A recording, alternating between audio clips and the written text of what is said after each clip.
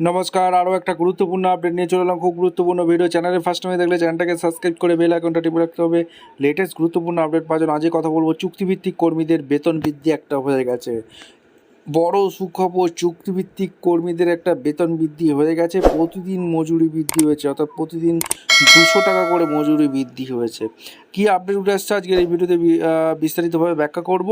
কাদের বেতন বৃদ্ধি হয়েছে, কোন চুক্তিভিত্তিক কর্মীদের বেতন বৃদ্ধি হয়েছে, আজকের এই ভিডিওতে বিস্তারিতভাবে ব্যাখ্যা করব।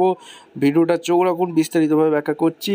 আর যারা চ্যানেলে নতুন, চ্যানেলটাকে সাবস্ক্রাইব করে বেল আইকনটা টিপে রাখতে হবে লেটেস্ট গুরুত্বপূর্ণ আপডেট পাওয়ার জন্য। স্টেপ টু স্টেপ আজকের আপডেটটি আপনাদের সামনে তুলে ধরছি। কি বলছে দেখুন, এখানে কি বলছে, চুক্তিভিত্তিক কর্মীদের অতিরিক্ত দায়িত্বে দৈনিক মজুরি বাড়ল পারে 200 টাকা। বাড়ি বাড়ি কিউআর কোড, ব্যস্ত এলাকা দুবার পরিচ্ছন্নতার কাজ। আর নিজস্ব প্রতিবেদক কী বলছে, রাজ্যের পৌর এলাকার পরিচ্ছন্নতা ব্যবস্থাকে আরও শক্তিশালী করতে নির্মল বন্ধু যারা কর্মী আছে তাদের বেতন বেড়েছে। নির্মল সাথীদের জন্য বেতন বেড়েছে। নতুন দায়িত্বের কথা ঘোষণা করা হয়েছে। সম্প্রতি এক সাংবাদিক বৈঠকে বিজেপি নেত্রী অগ্নিমিত্রা পাল দাবি করেন রাজ্যের বিভিন্ন পৌরসভা অঞ্চলে কর্মরত নির্মল বন্ধুদের অতিরিক্ত কাজের দায়িত্ব দেওয়া হবে এবং সেই কাজের ভিত্তিতে দৈনিক 200 টাকা পর্যন্ত অতিরিক্ত পারিশ্রমিক দেওয়া প্রস্তাব রয়েছে। অর্থাৎ মাননীয় অগ্নিমিত্রা পাল তিনি কিন্তু জানিয়ে দিয়েছে।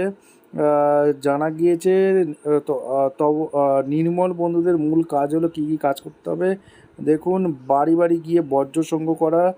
নতুন পরিকল্পনা অনুযায়ী পৌরসভা অঞ্চলের প্রতিটি বাড়িতে কিউআর কোড লাগানো হবে।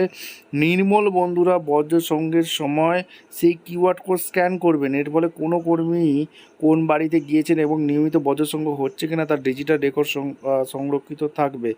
আর কি কি জানিয়েছে, দিনে দুবার পরিষ্কার পরিচ্ছন্নতা কাজ করার পরিকল্পনার কথা জানানো হয়েছে। দুপুরে একবার এবং রাতে একবার ঝাড়ু সাফাইয়ের কাজ করতে হবে। এই অতিরিক্ত পালনের জন্য কর্মীদের অতিরিক্ত 200 টাকা দেবে, পারিশ্রমিক দেওয়ার কথা বলা হয়েছে।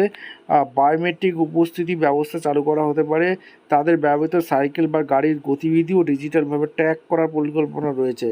পাশাপাশি স্বচ্ছ অ্যাপের ব্যবহারে আরও বিস্তৃত করার উদ্যোগ নেওয়া হয়েছে। সাধারণ মানুষ এই অ্যাপের মাধ্যমে কোথাও ময়লা আবর্জনা জমে থাকলে ছবি তুলে অভিযোগ জানাতে পারবেন। আচ্ছা, অভিযোগ পাওয়ার পর নির্দিষ্ট সময়ের মধ্যে তা পরিষ্কার করার লক্ষ্য রাখা হচ্ছে। এছাড়া বাড়ি থেকে ভেজা ও শুকনো বর্জ্য আলাদা করে দেওয়ার বিষয়েও জোর দেওয়া হয়েছে। নির্দিষ্ট সময়ের পরেও যদি বর্জ্য পৃথকীকরণ না করা হয় তাহলে সেই বাড়ি থেকে বর্জ্য সংগ্রহ না করার নির্দেশ কার্যকর হতে পারে বলে জানানো হয়েছে। আচ্ছা, পুরো প্রকল্পের বাস্তবিত হলে নির্মল বন্ধু নির্মল সাথীদের কাজের পরিধি বাড়বে, যেমন তেমনি অতিরিক্ত পারিশ্রমিক পাওয়ার সুযোগও তৈরি হবে বলে মনে করা হচ্ছে। আপনাদের মতামত অবশ্যই কমেন্ট করে জানাবেন। যারা নির্মল বন্ধু আছেন, দেখা হচ্ছে কোনো পরবর্তী ভিডিও। ধন্যবাদ।